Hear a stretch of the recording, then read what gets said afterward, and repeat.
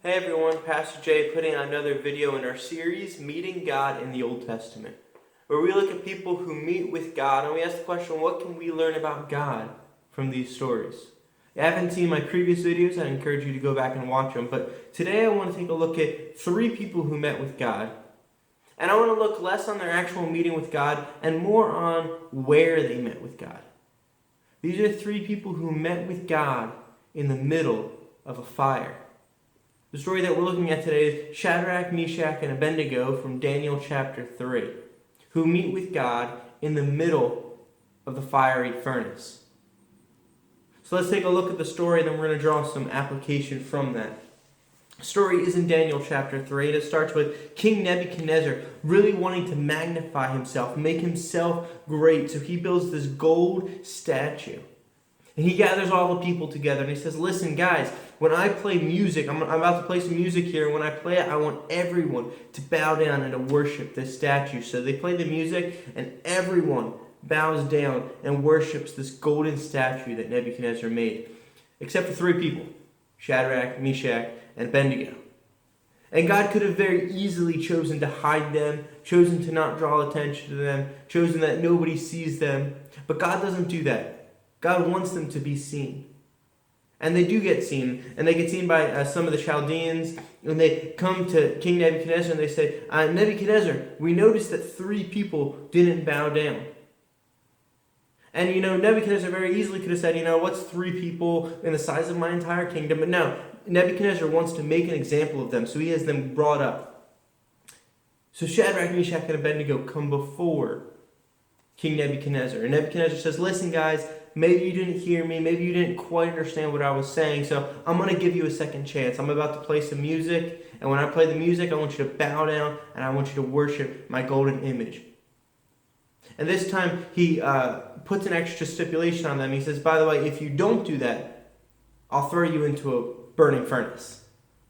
So he kind of, reinforces that a little bit. He says, I'm going to throw you into a burning furnace if you don't do this. And Shadrach, Meshach, and Abednego's response to that is probably one of my favorite responses in the entire Bible. In fact, it's my favorite verse of this whole section. It's in verses 16, 17, and 18 of Daniel chapter 3. This is what it says. Shadrach, Meshach, and Abednego answered and said to the king, O Nebuchadnezzar, we have no need to answer you in this matter. If this be so, our God whom we serve is able to deliver us from the burning fiery furnace. And he will deliver us out of your hand, O king. But if not, let it be known to you, O king, that we will not serve your gods or worship the golden image that you have set up. So Shadrach, Meshach, and Abednego's response is, listen, if you want to throw us into a fiery furnace, we know that our God is able to protect us, and he's going to deliver us from your hand. But then they throw on this stipulation at the end, and this stipulation is really profound to me, because they say, even if God does not, what would happen if God did not deliver us from this situation? Well, their answer is, our position doesn't change. Our position is that we will still serve God first, and we will not bow down to your image. And this is incredibly interesting, because we actually see in other parts of the Bible stories of people who actually weren't saved when their life was threatened. We see stories of Stephen, the first martyr, being stoned to death because of his faith in God. We know that 11 of the 12 apostles were killed for their faith. So we actually get to see stories of people who weren't saved. And Shadrach, Meshach, and Abednego's perspective is, listen, there's a possibility that we won't get saved, but we don't care. We are going to serve God. Whatever happens next is up to him. And it would have been great if in that moment God had just sent an earthquake, called out this loud voice, this booming thunder that says, Nebuchadnezzar, do not touch them. But that's not what God does. God actually remains silent in this moment. And Shadrach, Meshach, and Abednego end up having to deal with the king's wrath. It says that King Nebuchadnezzar was enraged at them. He got furious over this. He ordered that the furnace would be turned up 7 times hotter. He went and got some of his mighty men of his kingdom, his strong men, his military men, and he had them bind them up with ropes so that they couldn't get out. And then he threw them into the fire. And God could have stopped that from happening. God could have saved them from the fire. But God didn't do that. Instead, God saves them in the fire. What's interesting is that we don't actually get to know what Shadrach, Meshach, and Abednego went through in this moment. We actually get the picture from Nebuchadnezzar's perspective. He's standing outside the furnace, and he says to some of his aides, he says, listen, didn't we throw 3 men into the fire? And weren't they all bound up? And they said, yeah. And he says, why are there 4 men in the fire? Why are they all loose? And why is the 4th one looking like the Son of God? You see, Nebuchadnezzar saw that they were meeting with God in the fire.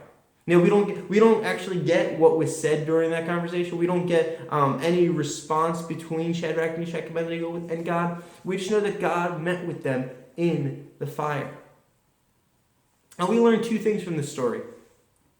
And this is what I want us to walk away with, because the fact of the matter is many of us are in fires. Maybe not physical fires, but maybe we're in spiritual fires, mental fires. Maybe that fire is depression. Maybe that fire is loneliness. There's a lot of loneliness happening right now. Maybe that fire is fear. Maybe it's doubt.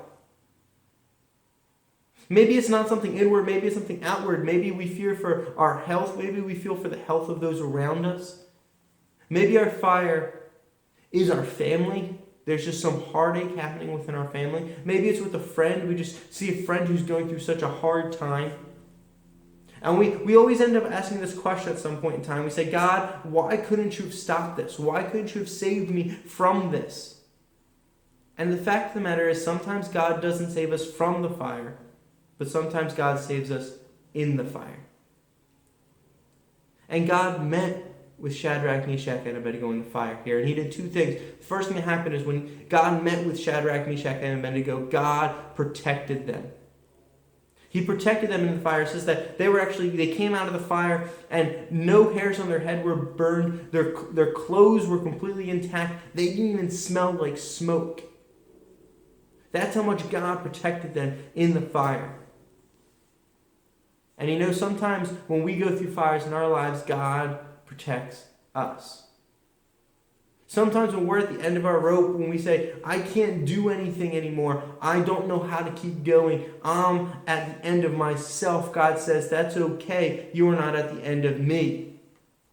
God says, I can keep going. I can keep protecting you. I can keep sustaining you. In the middle of your fire, when you think all hope is lost, I'm still here.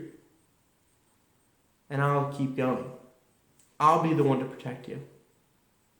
Oftentimes when we're not in fires, I think that we often forget that God's our protector. When we're not in fires, we think everything's going good and we take credit for that. But in the fires, we realize that we can't take the credit. God has to be the one to protect, and He does.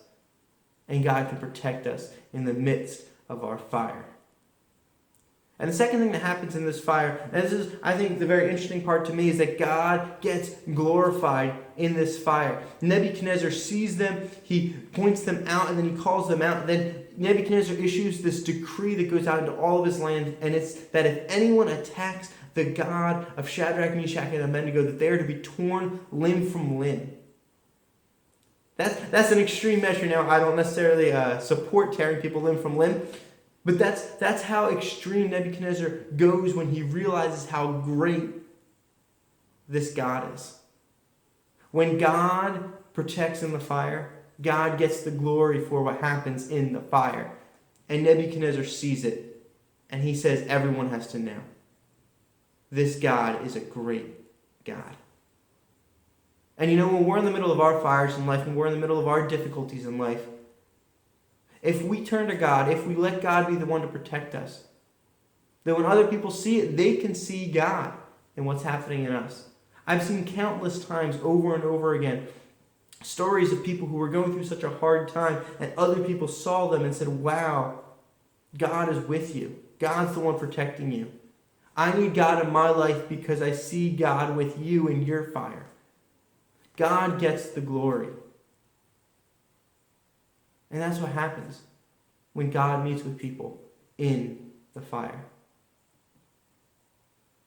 This is where I want to leave us today, is what are the fires in our lives that we're going through? God is the one who protects. But sometimes God doesn't save us from the fire. God saves us in the fire.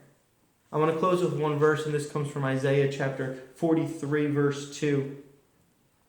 This is what God has to say. He says, when you pass through the waters, I will be with you. And through the rivers, they shall not overwhelm you. When you walk through the fire, you will not be burned. The flames shall not consume you. God says, listen, you're going to go through fire. But if I'm with you, you'll get through it. God doesn't save us from the fire. He saves us in the fire. Hope you all have a good rest of the week, and I hope to put out another video soon. See everyone later. Bye.